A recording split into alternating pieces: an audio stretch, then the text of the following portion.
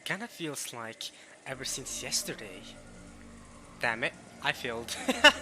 Welcome back to some more Umineko and They Cry. I somehow failed to read the text. First things first. But we'll continue anyway, and then we'll get to the intro again. It kinda feels like ever since the rain started yesterday. No, ever since the island had become wrapped up in the typhoon. Something has gone crazy.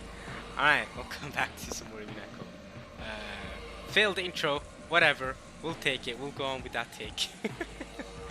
Typically, I would redo the intro, but at this point I'm too far in. We'll just keep going with the intro. That was terrible. Last time we had the siblings finally, in this episode as well, find out about all of the murders of their parents. Except for Muddy, I guess. Her mother's still alive. I mean, her dad went to get milk, but at least her mother's still alive. And besides, her dad getting milk happened before they even came to Rockin' Jima. So she's good. Muddy's good, basically. Well, kinda. As good as she can. I say Muddy's good. She still had to witness her aunts and uncles die. Well, aunts. There's only one. She only has one aunt. But you get what I mean. Technically, Kiria and Natsu is still her aunts. Yeah? Aunts-in-law? Is that a thing? I've never heard someone use the term aunt-in-law in my life. But I guess that's a thing. It has to be a thing. It should be a thing. But yeah, it's still harsh for her. However, she kind of laughed it off, you know what I'm saying? Typical Maria stuff. She laughs when that's happened and then she goes, "Kihihihihi." Beato did all of this. So yeah, seems like she stopped caring about the envelope that Rosa took from her all of a sudden, and now she's gone to her kihihihi mode, her creepy mode. And yeah, the siblings witnessed the deaths. They came into the chapel. Rosa regretted not doing something to stop them from coming in time, but yeah, it's too late now. The kids know. They cried about it. Beato had did a little discussion with Battler as well. Battler became irritated again at the murder, and yeah, here we are again, continuing off. Jessica's run off, and I believe Kanon and Genji was it are chasing after her. Could be Gora and Kanon. I'm not too sure. Nah, it's definitely not Genji. Yeah, it's Gora and Kanon because definitely not Genji's with Shannon right now, trying to contact Kinzo, and Nanjo's of course supposed to be looking at the bodies. So yeah, I wonder if Battle's gonna do something about the bodies, because Beato did tell him to do the autopsy rather than Nanjo. He told him to check the bodies because it's classic in mystery novels to have the doctor be an accomplice. But okay, we'll keep going. We'll see what's happening, and yeah, botched intro. We'll go anyway. I had arrived in Rockin' Jima while it was clear and taken a nap because I had gotten up early. Correct. When I woke up, it had already started raining. And after I got up, that's when it all started. Yep. Suddenly, a mysterious visitor had arrived, calling herself the Golden Witch Beatrice, and it feels like the world had started skewing bit by bit into something insane. Yeah. What happened while I was taking that nap? Well, you were transported to this other dimension, or I guess it's more accurate at this point to say that this other version of you was talking to Beato while you were taking that nap. That's probably more accurate to say. And you know, he was talking to her, and you know, and stuff. You know, she declared her turn because it's the turn of the Golden Witch. And yeah, during that time, had this island been cut off, trapped in a different world where common sense doesn't apply? Oh god. Who is this person called Beatrice? Is she some unknown person trying to involve themselves with the inheritance problem, like our parents were freaking out about at dinner last night? Or is the culprit the witch from the Legend of the Gold, like Maria says? I mean, kind of the same person, except one is the human form of her and the other one is the witch form. So, who knows? Even if Jessica hadn't let her short temper get the better of her, in this situation, the visitor was probably the most suspicious.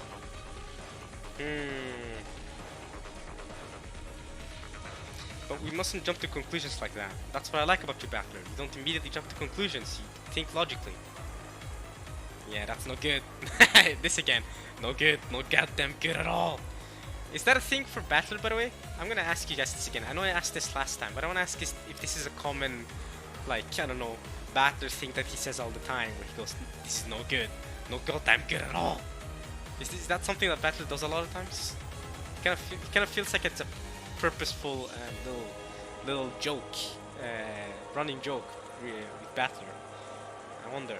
Kind of like how Cross goes ho, or how yeah, I mean, yeah, or how KDF flips the chessboard, that sort of thing.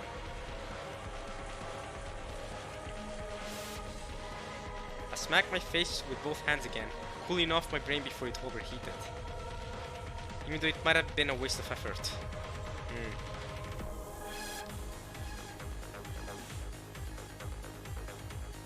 これはおじい様の封筒。 It is one of Kinzo's envelopes, correct? On a tray piled up with sweets that decorated the table, George Aniki found a Western envelope which had the Ushirome family crest done on it in gold leaf. On a tray, you say? And it was unopened. Wait, what? Oh, so it's not the envelope that Maria had in her bag, it's a different envelope? And Rosa, I guess, during her vomit session didn't notice it? Neither did any of the other servants?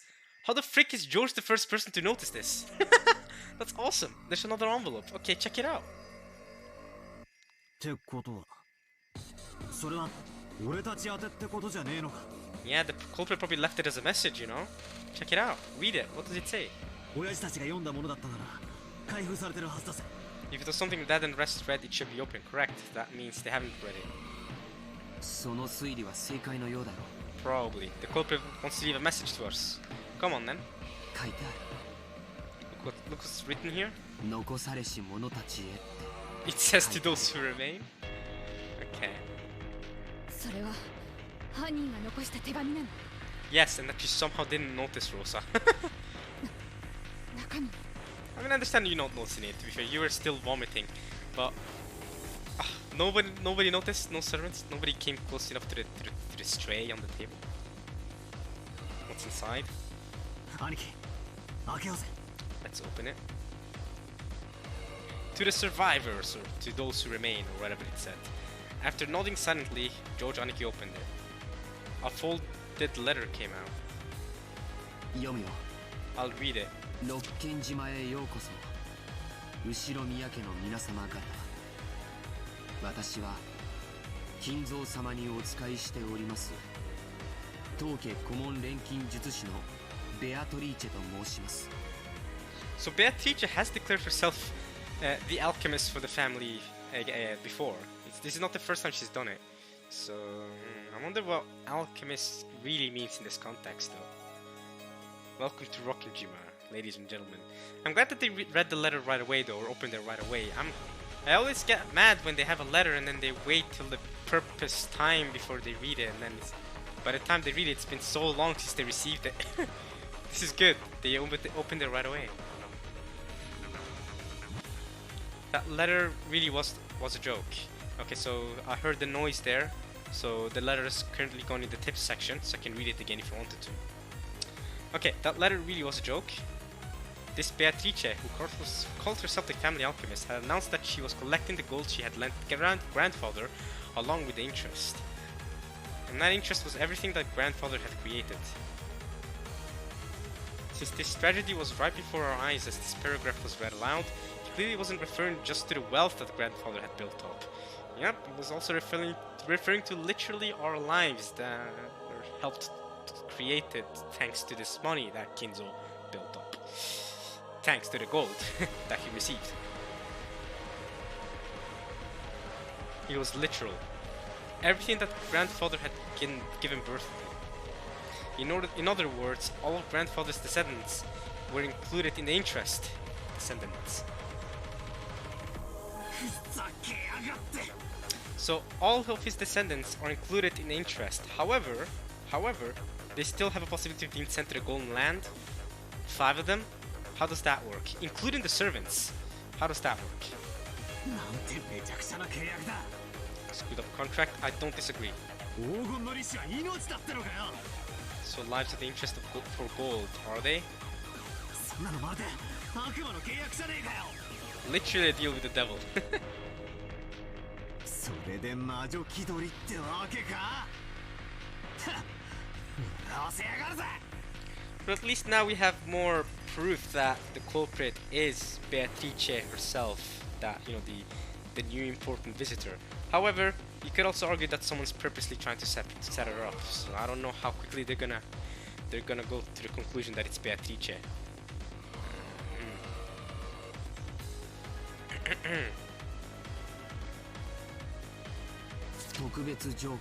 Special clause? Yeah, we've read this before. She said this before in episode 1 as well, the special clause. ただし、 Yeah. 隠された契約の黄金を暴いた者が現れた時、ベアトリーチェはこの権利をすべて永遠に放棄しなければならない。 So if someone finds the gold, the contract is done. Oh, yeah, her rights are done. 黄金の隠し場所については、すでに金蔵様が私の肖像画の下に碑文にて公示されております。 Yeah, in the most vague way possible. That doesn't make sense. For me at least. Not yet. The location of the hidden gold. つまりこういうことだね。もしこの殺人が利子の回収行為だというなら、それを止める条件としておじい様に与えた隠し黄金を探し出してみろと。そしてその秘密は例の肖像画の碑文に隠されているとも言ってる。 Correct. So the motive for these murders was collection of interest. However, to stop them, you have to find the gold she gave to grandfather, and it's hidden in the epic from that portrait. Correct. つまりこいつは魔女様の挑戦状ってわけか。 Kind of feels like it, huh? 黄金の隠し場所を記した暗号文を解けるものなら解いてみろと。そしてそれができなきゃ利子の回収をこの後も着々と進めていきますと。 Yes. そう言ってやがるわけか。 If you can't find the location of the gold, the collection of interest will continue. Yep. ぶっ殺してやる。上等だ。 I'll beat you to death, no problem. バトラ君、これ Look here. What did you find, George? What now? The table had been full of sweets, so even though they had been right in the open, we had assumed they were just sweets. Something is right in the open? What the hell? The music went lower now, so there seems to be something important. I mean, come on. You find stuff like this a lot, right? Oh my god. Come on, bruh. Come on. At this point, she's just insulting us, man. At this point, she's just insulting us, man. She's just toying with us. Like, you know, boxes of chocolate shaped like gold ingots. Yeah, I've had those. I've eaten boxes of chocolate that look like gold ingots. So gold, the inside it is chocolate, and the gold is probably not even real, right? It's just cool little coloring. Yeah. And guess what? There's actual gold in there. Wow. Among the sweets and stuff, she put some gold in there just to troll with us. Fantastic. Great. Well, we already knew that the gold was real because of what because of Cross during episode 1. If Cross hadn't found the gold in episode 1, I would not have been convinced that this gold was real. But because Cross found it and showed it to Nazi, I knew that the gold must have been real and probably hidden somewhere. But this is just an insult. I can just hear Beato cackling. I can just hear her go whatever, bro. Man. Okay, Beato. Okay. You're just toying with us now, huh? Okay. Great. こりゃお菓子の箱じゃねえぞ。 These are real gold ingots. Now, how many are there? Because Cross only showed Nazi one gold ingot. It's as if Cross only found one gold ingot. But how many are there now? Are there several? Or only one again? I'm only seeing one in this picture, but this is the same. This is the same frame that he used when Cross showed it to Nazi. So this doesn't really tell me much. Let's see how Battler describes it. 本物だ。 So there's multiple ingots. こりゃ本物の金塊だ。 These are real gold bars. 片翼のワシの紋章が刻印されてる。 With the crest of the one-winged eagle. 前に母さんが話してたのを聞いた。 You mean Eva? You've heard of Eva talking about this before? Interesting. これはおじい様の黄金伝説の金塊だよ。 It's a gold bar from the legend of Kinzo's gold. Gold ingots, 3 of them. 3 of them! Okay, that's the amount. Weighing a full 10 kilograms each, we knew that already. We're piled up in the very center of the table. The very center, okay, so clearly Beato wanted to make them visible.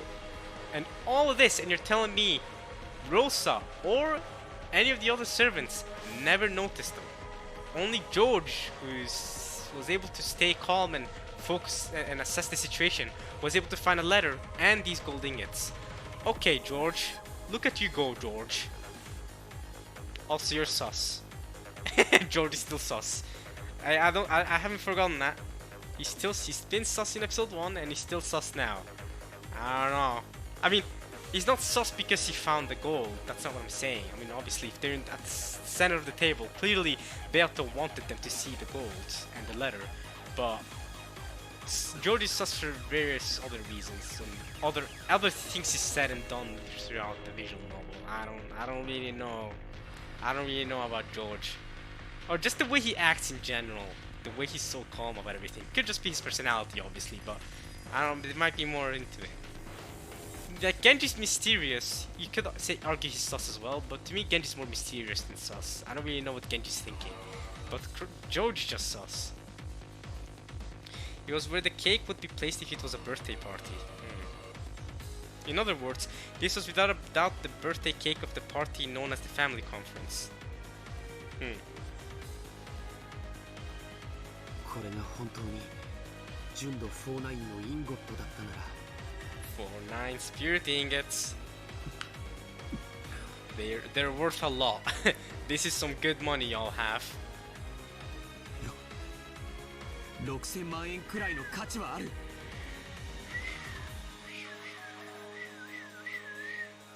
60 million yen. That is what? About $500,000-$600,000? That's bank. That is some solid bank right there. That is some solid bank. Ho ho ho. You'd want to get your hands on these, you know what I'm saying? Sell these. Fly to the moon, mate. That's some good money.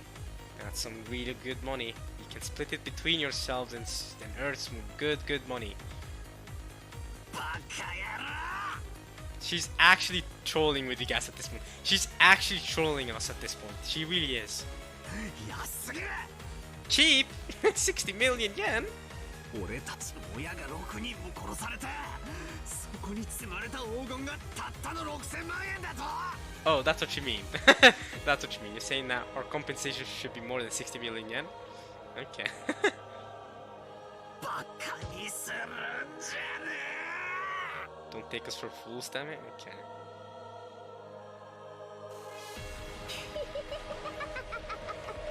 It's like Marisino on this too.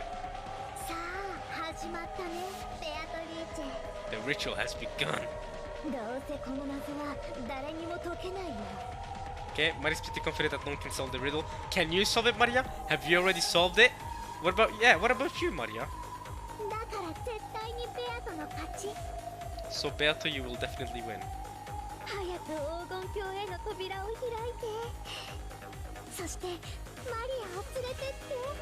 And take me away. Alright, come on guys, we can solve the riddle. Well, we can't just yet. We don't have enough information to solve the riddle, that's for sure. But maybe by... I mean, the riddle is probably gonna be solved by the end of these 8 episodes, right? But maybe we can figure it out before it ends. Maybe we'll have enough clues. You know what would be good actually for Umineko? It's probably just like drawing everything up, right? Making this huge table where we write everything down, all the hints, all the little stuff, and maybe through all of those we can connect stuff and figure out what the epitaph truly says and where the hidden goal truly is. If you can figure out that much, well, we definitely can't do that just yet. We don't have enough information. But if you can do that much, I don't know, by episode 7 or something, maybe we'll have enough information. Then boom.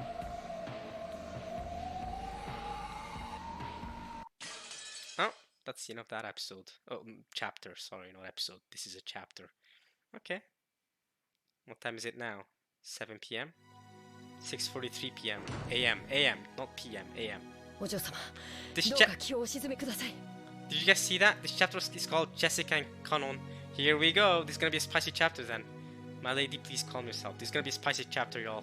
It's called Jessica and Kanon.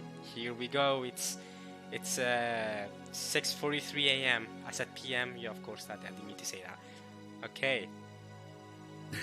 誰が犯人かはまだわかりませんぞ。 We still know who the culprit is. それにベアトリーチェ様、親方様の大切な賓客です。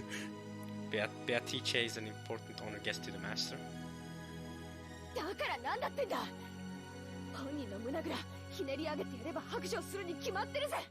You keep saying that. You're gonna grab her by the collar, and now you're saying that she'll confess. 目を見ればわかるんだよ。 If you can look her in the eye, we'll know. 私が見破ってやる。 I'll see through her. 何が魔女だ、ベアトリーチェだ。化けの皮を剥いでやる。 I'll expose her for who she is. Alright, let us see that then.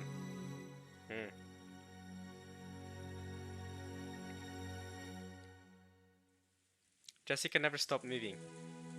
Gora and Kanon chased after her, doing their best to convince her, but Jessica never lent them an ear. Wait, is she really outrunning them? Damn, that's impressive. Because I was gonna say, they could just physically stop her from moving. But it seems she's actually so angry that she's able to outrun them. Dang, I didn't know Jessica was part of the what was it called again? It's I could just say part of the athletics team, but nah, there's a word for it that they typically use in anime all the time. I can't think of it. You know, like Ryuji and them.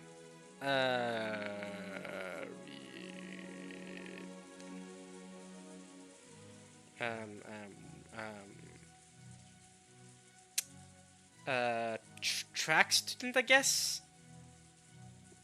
I feel like there's a better word for it. Track, running, whatever. She's part of the running team, whatever.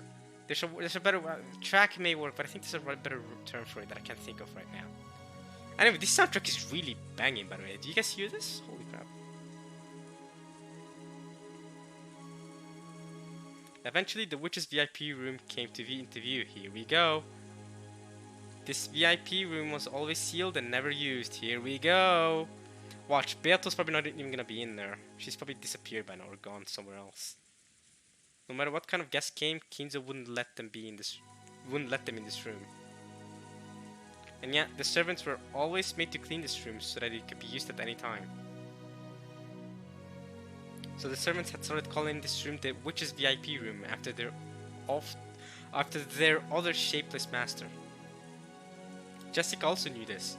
Of course she does. She's lived her entire life. And she couldn't stand that woman's arrogance in calling herself a witch by staying in that room. The Golden Witch was just a fairy tale. Come on, a witch! To Jessica, she was nothing more or less than the murderer who had brutally killed her parents. Question her, make her give painful excuses, make her spit at the ground painfully, make her breathe painfully. So you're gonna beat her up is Jessica's plans to beat her up then. Okay. Make her spit at the ground painfully, make her breathe painfully. I mean, come on, what else? No matter how hard she pretends to be a witch, I'll teach her that she's just a stinking, sweaty human. Alright, cool. Jessica hit the door to the VIP room while yelling with all of her strength.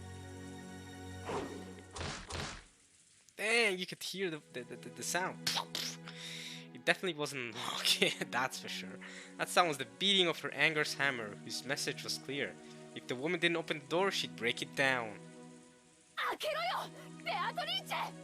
I doubt she's in there at this point, but good luck. If she is in there, good luck, Jessica. If she isn't in there, yeah, that's what I've come to expect. You can break it down if you want to. She's not in there. I doubt it. Open up, FBI! There was no answer. Jessica twisted the doorknob without any reservation, but she felt the resistance of the lock. It's been locked? From the outside then? I mean, Berto's a witch, so it doesn't really matter which side, does it? She can do that if she wanted to. Unless there's a scorpion charm on it, she can lock it and do whatever she wants. It doesn't really matter. Jessica turned to the two servants and spat out at them demandingly. The master key.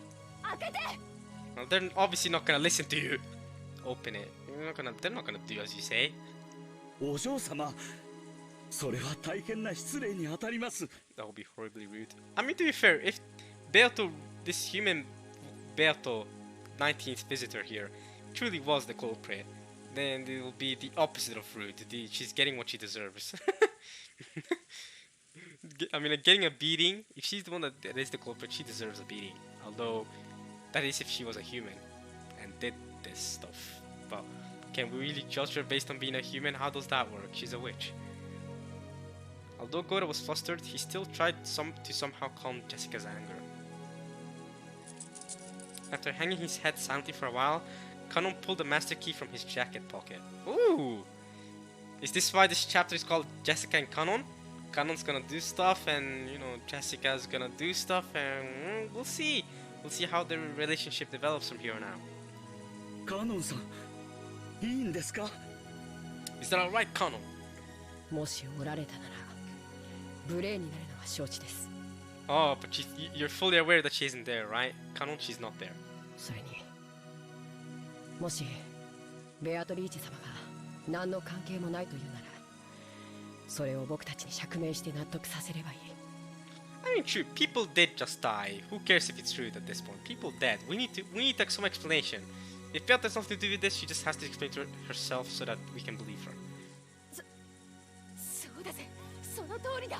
Okay, so Kanon seems to maybe be moving towards Jessica's side here. 借りるぜ。 Give it here. Jessica snatched the master key from Kanon's hand and violently shoved it into the keyhole.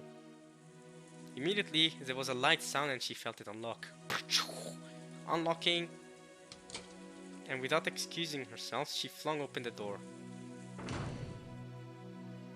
She's not in there. Yep. ベアトリーチェ。 She's not here, I knew it, I told you. Boo. どこだ。出てこい。 Where are you? Show yourself. She's not here.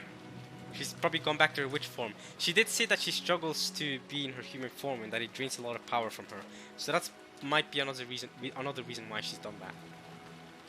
Jessica rudely barged into the room. The witch wasn't anywhere to be seen. くそだね。いねえぜ。どこ行きやがった。 Where the hell did she go? She's a butterfly now. She's multiple butterflies now. That's where she's gone. お姿がありませんね。 She doesn't appear to be here, does she? Jessica, thinking that she might be hiding somewhere inside the room, peeked behind the curtains and under the bed, but she couldn't find anyone. However, there definitely were signs that the bed had been used, and although it's an odd way to say it, the atmosphere in the room had grown a little softer. Okay. It wasn't the hard atmosphere of a place normally devoid of people, like the chapel. You could definitely tell that someone had spent the night in this room. So she did spend the night in this room, but she's left it for now, okay. But she could not be seen. You need love to do that. Can you see it without love? I remember getting a comment like that. Without love, it cannot be seen. But she could not be seen. That's it, Jessica. It's time to fall in love with Kanon, and maybe then you can see her. Without love, it cannot be seen. Whoa, that's a good quote, you know. Without love, it cannot be seen. That's a good quote. Interesting. It also reminds me, it does tie into what Beato said about how love is what structures the universe or whatever. Love is the single element of the universe. In reality, neither Jessica nor Gora had met Beatrice yet. Correct, they had never met her yet. Correct.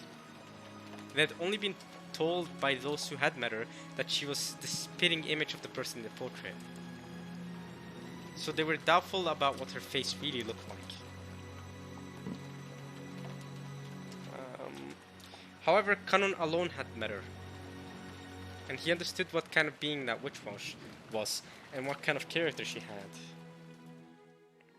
So he knew that if they were to force their way in here searching for her, she wouldn't let things go as they planned. Yep. She must be watching us bitterly flail about in vain from somewhere, sneering at us. Correct. She must also be sneering at the fact that she left gold ingots at us in the chapel. For us in the chapel. And that letter. Bro, she's just toying with us. This turn of the Golden Witch is just her toying with us, just like in episode 1. It's just her freaking toying. Come on. She's that kind of person. Because he was looking at things that way, Kanon was the first to find it. The other two were concentrating on finding the shape of a person, so they hadn't noticed. An envelope or what? Near a water jug on the side table, there was a single sheet of writing paper. Well, not quite an envelope, but similar enough, a writing paper. A water jug on the side table, you say, okay. It was accompanied by a short message and a fountain pen, which had probably been used to write it. A short message, okay, what does it say? That she's left the room for now, or whatever? She's gonna leave the mansion for now, or whatever? Kanon understood the witch. The witch would definitely ridicule them, as they found the 6 corpses, forced their way in here in rage, and were unable to find her. Yup, that's good conclusion, Kanon. I bet that's exactly what it says in the letter. It's just her ridiculing us.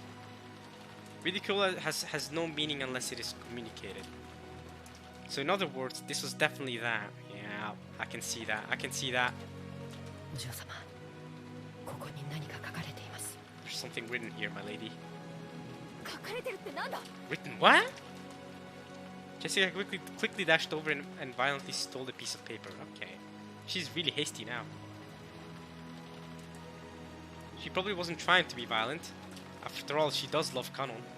She just couldn't control her strength now. Yeah.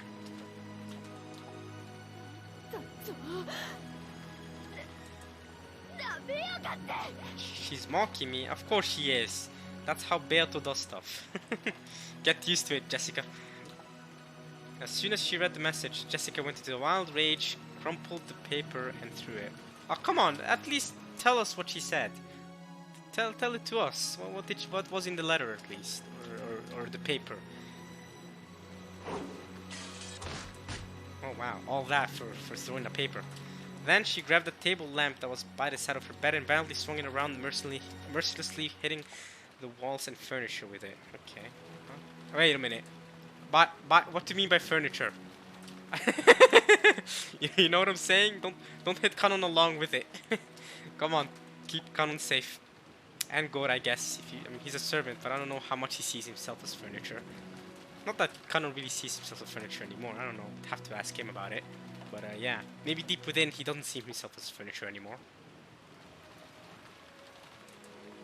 The light bulb shattered at once and scattered its shards across the room. She could have hurt herself or Kanon or Gora in the room, actually, by doing that. Considering it shattered and then scattered its shards across the room. Someone could have been hurt there, you know. That's dangerous, guess Jessica. Don't do that.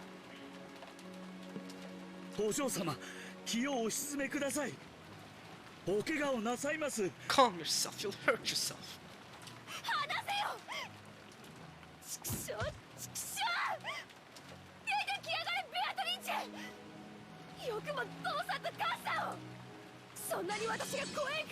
She broke another thing, holy crap. 殺してやる殺してやるぶっ殺してやるから姿を現しやがれだから話せって言ってんだろ Oh, she broke something else, holy crap. So yeah, come on out so I can beat you to death. I told you to let go of me, damn it. I'll kill you. Alright, good luck with that, Jessica. Good luck killing a witch that's lived for 1,000 years. I mean, she surely knows how to not be killed by you by this point. I'd be shocked if she didn't after 1,000 years. This was written on the paper. 私がぬくぬくとここであなたが飛び込んでくるのを待ちぼうけるとでも Do you think I'd waste my time waiting here? 知的な夜に粗暴なるあなたは似合わない Damn, okay. She's really mocking y'all. Hmm. こんな間抜けに育てた親はどんな顔 What? What kind of faces must your parents have had after raising you to be such a hapless fool? It's almost as if she knew Jessica was gonna be the one to visit her. 見たよ本当にそっくりな間抜け面 So yeah, I'm noticing that obviously what she wrote here was in a paper strip, but I'm noticing that they're using a picture of an envelope to show off the letter, but we know it was more of a paper. It didn't have, at least we were never told it had the Umineko crest on it. I saw them, they had perfectly stupid faces just like you. 今はお菓子の国でお腹いっぱい No, they are in Candyland, she says. Belly's full. Ugh. It sounded like something that Witch would write. Of course it does. It definitely sounded like something she'd say. It meant that she had predicted that one of the children who had lost their parents would come running in here. Okay, so maybe she didn't predict that it was necessarily Jessica, but she knew one of the children would. If she was hiding somewhere in this room, she would surely be rolling around with laughter. The witch was that kind of person. She sneered at people's misfortune, using misfortune, goddammit. She sneered at people's misfortune, using it to stave off the boredom of 1,000 years. これはお渡しください。お怪我をなさいますと申し上げております。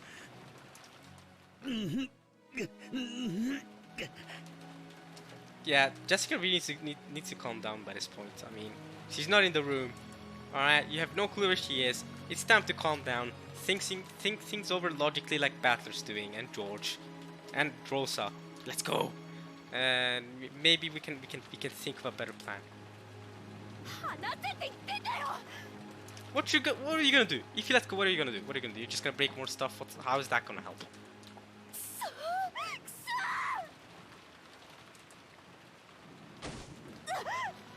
Uh-oh. No! Is she getting asthma attacks again? Is there another asthma attack? Here we go, Canon. It's time to bring out the inhaler. Uh-oh. Not this again. Gora grabbed the table lamp Jessica had been swinging around and took it from her. Oh, okay. That's what happened. Okay, good. Good. Because we know she tends to get asthma attacks. Those are bad. You don't want that. Because if she kept swinging it around, she might hit something and get injured. Absolutely. I'm surprised she hasn't injured herself or any of you already. To Gora's eyes, Jessica probably looked mad with rage, burning with the flames of anger. I mean, that's how she looks in my eyes as well. But Kanon's eyes saw it differently. Okay, how does Kanon see it? Kanon is the one who loves her, so maybe he sees something that we don't see it because we don't love her. You know what I'm saying? How does Kanon see it?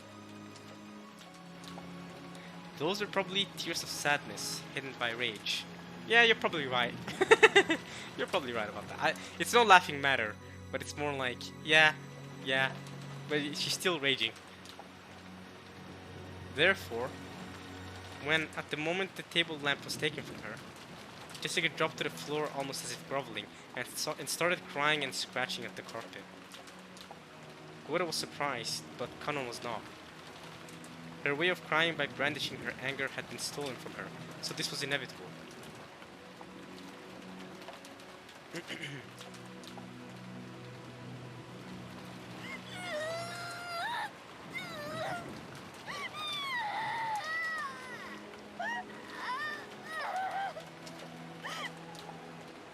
So Jessica suffers by being angry.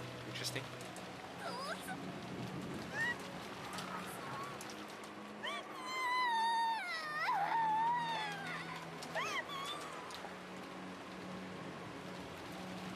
I was gonna say that another thing to think about is that she's 18 years old. But to be fair, witnessing your parents die at any age is not just die, but getting murdered like they did is awful. Whatever age you are, there's no I mean, you can be 50 and that's still tragic to see them get murdered by a piece of crap, whoever it is that did it. Beato. So. You know, losing your parents is ageless. It's sadness either way. Considering that she was a daughter of the Ishiromi main family, she was in a very shabby state. She scratched at the carpet with her fingernails, and even her feet writhed and scratched at it. Goddammit. Jessica cried very hard, because if she didn't, her rage would start building up again and swallow her up. But over and over again, she remembered that letter's humiliating message. You think I'll wait for you comfortably in this room as you just come here hapless? Your parents made the same fool face that you do, idiots. And you're just gonna sit here and be bothered by your rage? What kind of faces must your parents have had after raising you to be such a hapless fool? Damn. Oh man, Beato is really petty sometimes, huh? Oh man.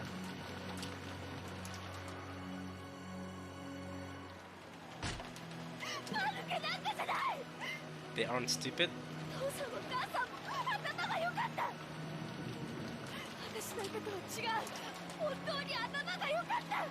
Oh, this is interesting actually. This is really interesting. This is really interesting because for the longest time, obviously, we keep hearing how Jessica hates her parents, hate how they force her to do stuff or to to become a great business person, go to school, get good grades. You know what I'm saying? Find a good husband and all, and just in general become a good next leader for the Ishiromi, because she is the daughter of the eldest sibling of the family. So of course, it makes sense. But now she's saying that they were smart and that they weren't like her and that they were really smart. So she wants to take it back. So obviously she cares for her parents despite saying that she hates them and stuff. But that's obviously can be considered typical teenage anger, and especially someone like Jessica who's very emotional. I mean, look at right now, she's getting really emotional. For good reason, by the way. For good reason. I'm not saying that Jessica shouldn't be emotional right now. That makes no sense. She just lost her parents, obviously. Yeah, and her other members of her family too. This is big either way. But I'm saying that especially with Jessica, who's emotional either way. Even if it's in a context of not losing her parents. Of course, you can say it's up to that. But it's really interesting because she's saying that she isn't smart and that her parents are smart. But maybe. But she also says that she doesn't want to do the studying that they want her to do to help her become smart. So I wonder what Jessica really thinks of everything. You know what I'm saying? Because kind of like how Shannon mentioned that she's a tsundere, or at least hinted at it that she's a tsundere. Obviously, tsunderes hide how they truly feel. So how does Jessica truly feel? If you're asking me, by the way, I know some people may be wondering. No, I'm not the biggest tsundere lover, but Jessica's been more than just a tsundere character, to be honest. Throughout the visual novel, she's done things that are a bit more unique to her. So whenever I think of Jessica, I don't think of typical tsundere character in the visual novel. No, I actually really like the way they've done her character here, and there's reasons she's become the person that she is right now, other than obviously her personality. There's a reason the way she. Obviously, out of this cousin, she's the only one that has had to live in the mansion the whole time, and obviously that must have affected her and stuff. So, yeah. But if you're asking me what I think of tsunderes in anime in general and just Japanese media in general, I guess not really the biggest fan. I mean, like Taiga from Toradora, you know, I'm not the biggest fan of them.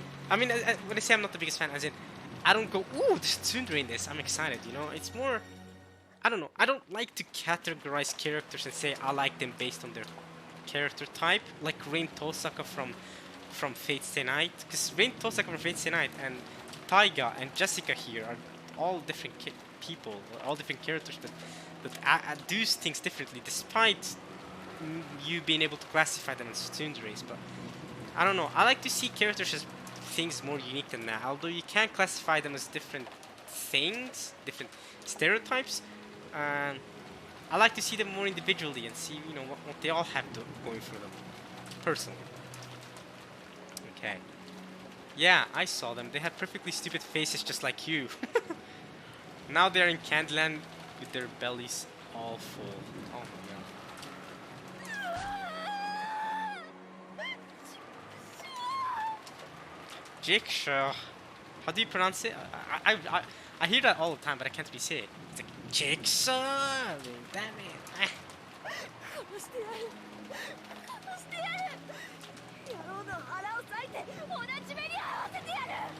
I'll slice her stomach and make her meet the same end. Wow.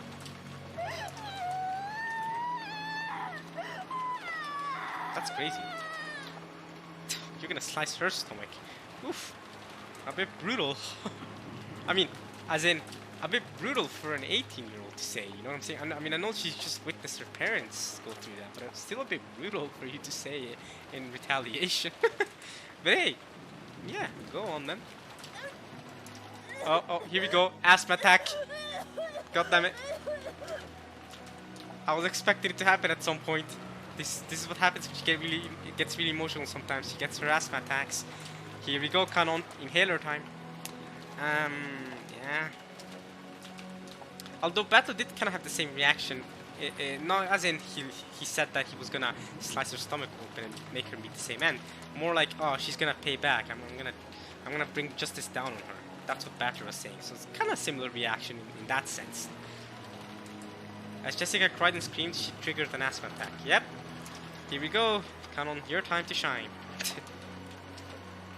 The servants watching over her ran up to her hurriedly and rubbed her back, but that only provoked Jessica's wrath. Yo, Canon, you got an inhaler on you. Come on. Just like in episode 1. Patch her up. Come on.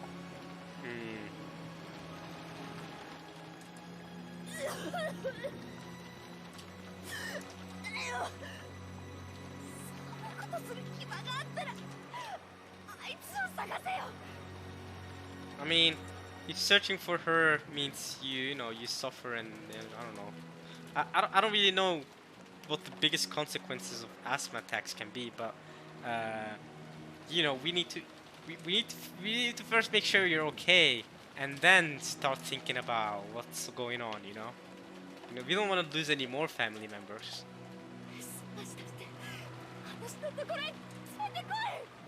Yeah, and what are you gonna do if you're in the middle of coughing the entire time because of your asthma attack? They're gonna find her, bring her to you, and you're just gonna be there like, I got this. I'm gonna slice your stomach open, like that. Yeah, that's gonna help, isn't it? If you won't go, then I will. I'll kill her with my own hands. I'll slice her stomach.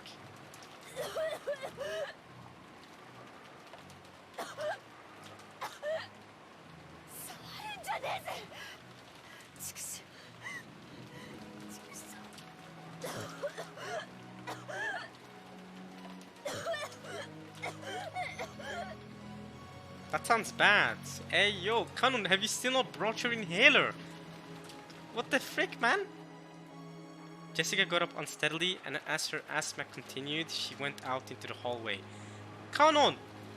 Inhaler! Quick! Yeah, well, medicine, inhaler, whatever you guys, I thought you used an inhaler. It's fine. If she uses medicine, that's great too. Quick! Canon, it's your time to bond with her. Right? Come on. I will call Dr. Nanjo. Hey! ゴーダさん僕にま Oops, I accidentally pressed again. But Kanon just said, Gora-san, would you leave this to me? I'm sorry, I don't like to skip over when characters are talking. I accidentally pressed again, I didn't mean to. I don't like to skip over that, but it was accidental, first things first, and yeah. Most of the reason why I don't like skipping over it is because I want to let the voice actors shine, right? Oftentimes I read faster than the voice actors are done talking, but because obviously when the voice actors are talking, I read the sentences on my own. Well, compared to now where I have to say, okay, Kanon had noticed. But me saying Kanon had noticed, me saying that takes longer than me reading it silently in my head. So realistically, I could read this visual novel much faster if I never read anything, but because I'm recording a video and have to actually make it entertaining, to try to make it entertaining in my own way, I have to actually read aloud what it says. Unless the voice actors are talking, then I want to let them shine. So that's why I didn't mean to skip that. But yeah, Kanon is saying that he wants Gora to leave it to him and not go to Dr. Nandro for help. Maybe Kanon has an inhaler. Can he finally fix her up? Gora, who was much older, probably couldn't feel the tears in Jessica's heart. Oh, so he wants to leave her alone with him so that he can properly bond with her because he understands her. Because Gora's too old to understand her. I see. Isn't Kanon 2 years older, younger than her? If I remember correctly, he's 16. Because it was mentioned that he was 2 years younger than Battler, and Battler's the same age as Jessica, right? So Kanon 16, Battler and Jessica 18. Shannon unknown. She could be 18. Someone in the comment section said she was 18. Someone else said she was 16. I don't want to get into that discussion again, and because it gets relevant regarding the George relationship. So you know what? I don't care. You know, you don't even have to comment on it. If you know the true cold hard facts and you want to say she's 18 or 16, go ahead if you want to. But you don't need to. At this point, we've talked about it enough. But I'll take factual information either way, unless it's spoilers. Unless we find out in the future, well, she's actually a witch herself, and she's 500 years old. That's like, boom, boom, boom, Shannon's a witch? What? She's been working with Beatrice the whole time? What? Unless a plot twist like that happens, then yeah, just don't tell me anything.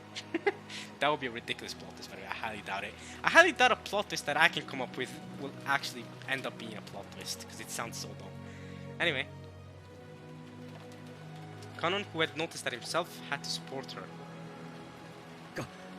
カノンさん、いいのですか? Kanon, is that alright? 今のお嬢様には涙を流す時間も必要なのだと思います。 Yeah, you know what else she needs? An inhaler, because she's currently going through an asthma attack. You had an inhaler on you in episode 1. Where is that? ご両親のあんな死に方を目の当たりにしては。 They seeing her parents when they were killed like that? そうですね。 Right? Gora also understood. And he also knew of the modest relationship that Jessica and Kanon shared. So he understood everything and left it to Kanon.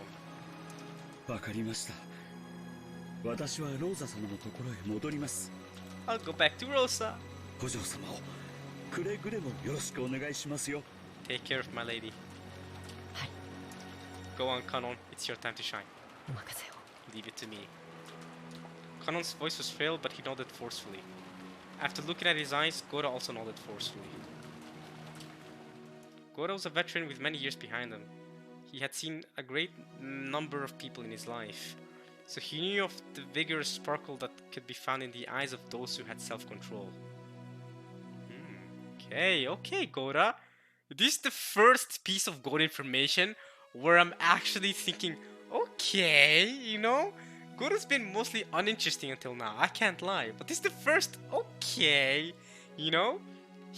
Because he had seen a great number of people in his life, right? He's seen a lot of people because of his, you know, career path that has led up to now. So he knew of the vigorous sparkle that could be found in the eyes of those who had self-control. That's finally some interesting character information for Goda. Holy crap!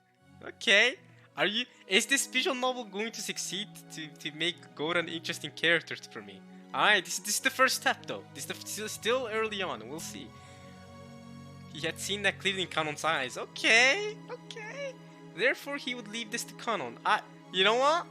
This is the first time I can respect Gora for something. Let's go. Thinking about it for me, this is the first this is let me think about it. Yeah, this is the only thing right now that has made me glad Gora wasn't one of the first 6 deaths, just like during episode 1. This character moment that he actually got to, hey, say this or like think this, and then let us the viewers know about him. That's great. Thinking about it, this may have been the first moment that Gora had trusted Kanon and relied on him for a job. Oh, would you look at that? This is great. This is very wholesome. Let's go, Gora. My respect for Gora has gone up 5%, or maybe like 10%. Let's go in between, 7.5%. Okay, I don't like that number. Let's round up to 8%. Final answer. Final answer. My percent for Gora has gone up 8%. I like this. This little character moment. I like it. I like it. He's trusting Kanon. It seemed Jessica was heading towards her room, leaning against the wall as she suffered from her asthma, so she still hasn't gotten her medicine or inhaler. Interesting. Come on, hurry, Kanon, you got this! Kanon followed after her wordlessly. If she had asked for a hand, he would have jumped over and supported her. But as long as Jessica didn't ask for that, he hid himself, watching over her from a distance where he could come to her rescue at any time. Oh, see, this is it. Kanon, yeah, Kanon understands her feelings. This is it. This is the one. Hell yeah, Kanon. As Kanon remained in that spot where 10 billion people would hope for someone else to be when their hearts felt like they would explode from sadness. My brain did not get this sentence. Let's try again. As Kanon remained in that spot where 10 billion people would hope for someone else to be when their hearts felt like they would explode from sadness. I didn't get this. For some reason, I don't understand this sentence, so we'll keep reading. He silently watched Jessica's back. Okay, let's try this sentence again. As Kanon remained in that spot where 10 billion people would hope for someone else to be. What does that? Okay, I'm trying to understand what this means. Where 10 billion people would hope for someone else to be when their hearts felt like they would explode from sadness. Let's try again. We need to figure out this sentence, yo. Why was this sentence so difficultly phrased? I'm probably just bad at English, but okay. As Kanon remained in that spot where 10 billion people, so basically all of us humans plus more. It reminds me of a Komi-san episode. You know how Komi-san episodes, if you guys have ever watched Komi-san, Komi doesn't communicate, whatever. Wait, Komi can't communicate, whatever. It's called Komi-san. I call it Komi-san. So Komi-san, the episodes are titled like, oh, beach party, dressing time plus more. That's how the episodes are always titled, right? So this is what that reminds me of, right? It's 10 billion people. That's all of us humans plus more. Anyway, okay. Random reference. As Kanon remained in that spot where 10 billion people would hope for someone else to be when their hearts felt like they would explode from sadness. Who would hope for someone else to be? My brain can't wrap itself around this bit of the sentence. As Kanon this is gonna take up the entire part. As Kanon remained in that spot where 10 billion people, so everyone, basically everyone would hope for someone else to be in Kanon's spot. Okay, everyone would hope to be in Kanon's spot. Everyone would hope for someone else to be in Kanon's spot. What? Billions of people would hope for someone else to be in Kanon's spot when their hearts felt like they would explode from sadness. So you're saying that isn't the sentence just saying that you'd want when let's say this is me. If my heart would explode from sadness, isn't the sentence just saying that I would hope for someone other than Canon to be in his spot? Isn't that what this sentence is saying? I can't read it. It's so hard. Why is this sentence structured so hard? As Canon remained in that spot where 10 billion people would hope for someone else to be. Why would 10 billion people hope for someone else other than Canon to be when where their hearts feel like they would explode from sadness? I don't get it.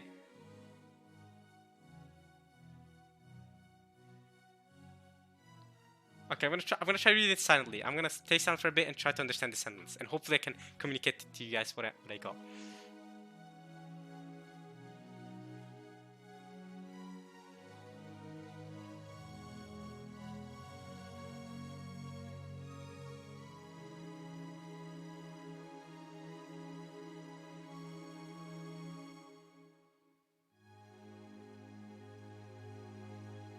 Got it. I think I got the sentence now. I think I got it. I had to just silently read it over and over again, but I think I got it.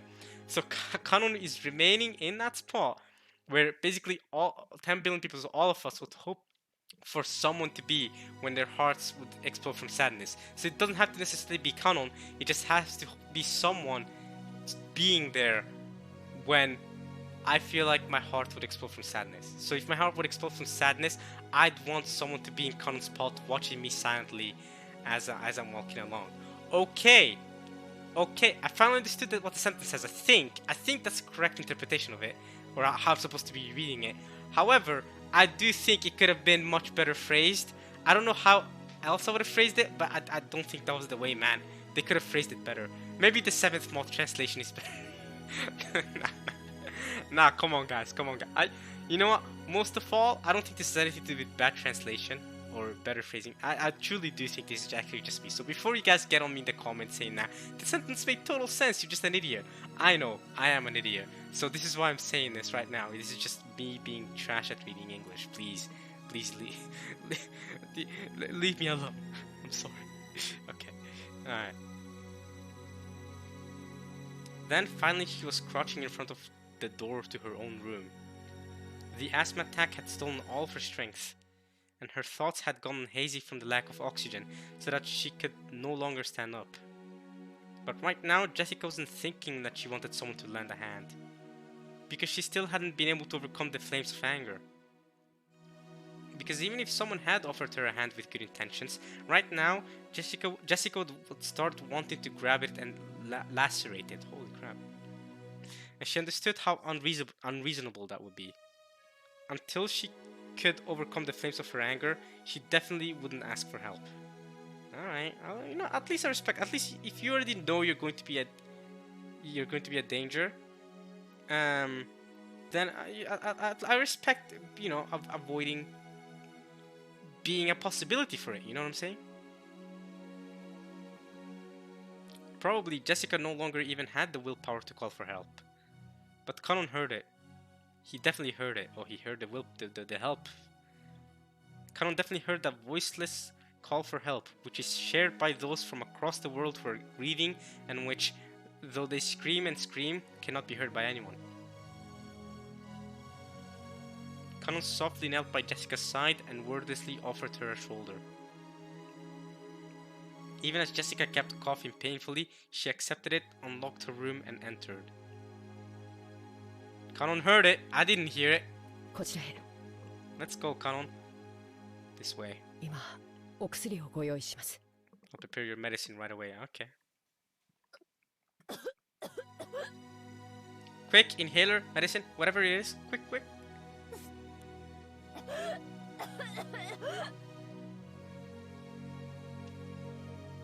Jessica often said that when she let her asthma run its course, it hurt so badly that it felt like she would vomit her whole stomach. Holy crap, it's that bad? Oof. Her face was pale and her gaze wavered. And yet, the coughing continued. That's bad. It felt like you'd vomit your whole stomach. Ugh. I could not imagine having asthma. Holy crap. Some things I'm really thankful for not having. Not to say that, you know,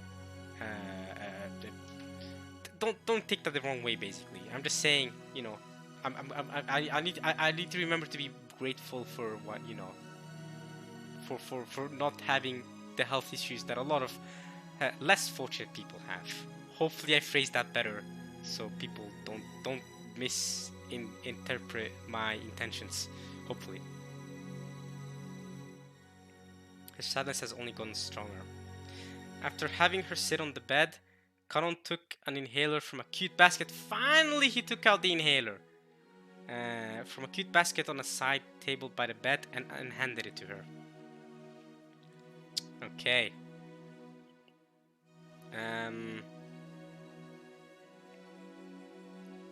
Jessica sometimes forgot to walk around with her medicine. When it seemed that this was the case, Conan would take notice and secretly carry around the inhaler from the first aid kit in the servant room. But he hadn't done so today.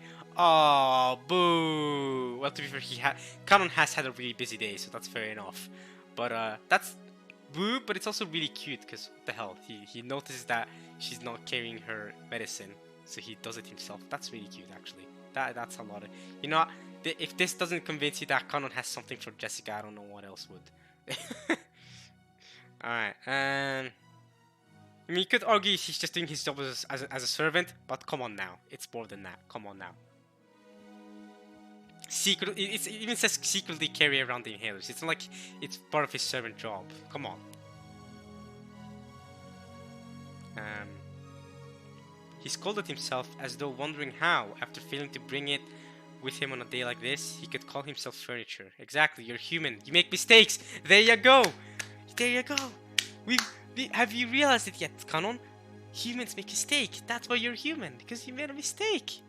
And that's the beauty of it. Let's go. And then he remembered the day when he had spoken that word, and somehow betrayed Jessica's feelings, which jarred Kanon's heart. But compared to Jessica's current sadness, he thought of that as a far more shameless emotion, and he suppressed it to the depths of his heart. Let's go. Yeah.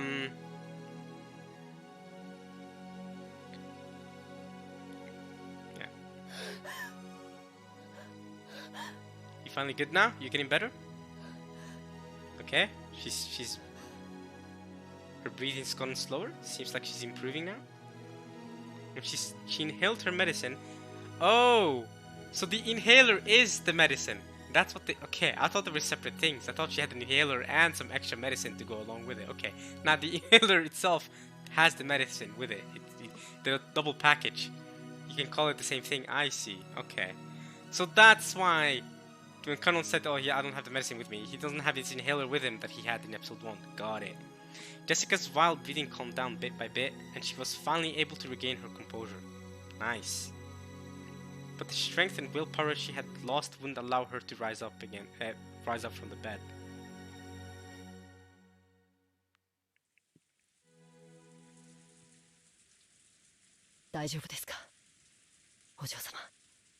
Will we end it there? I think we will.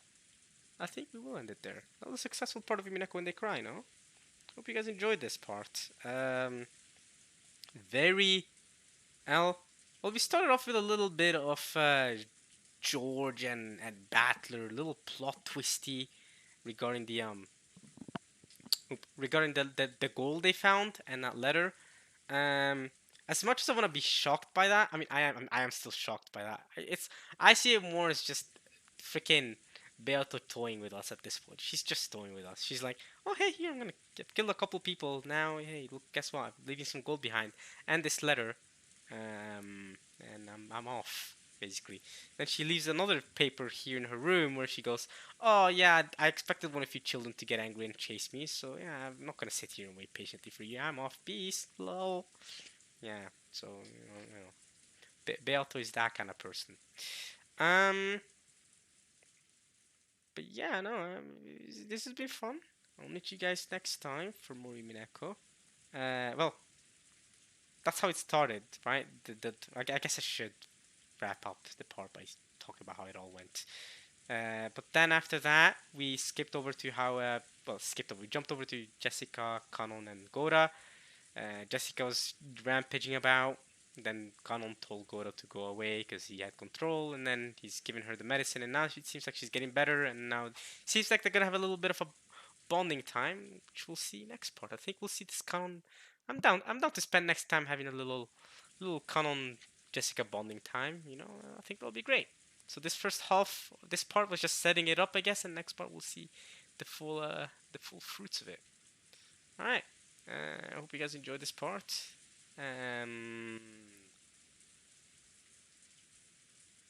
Okay. I'll meet you guys next time for more. All right, y'all. Peace.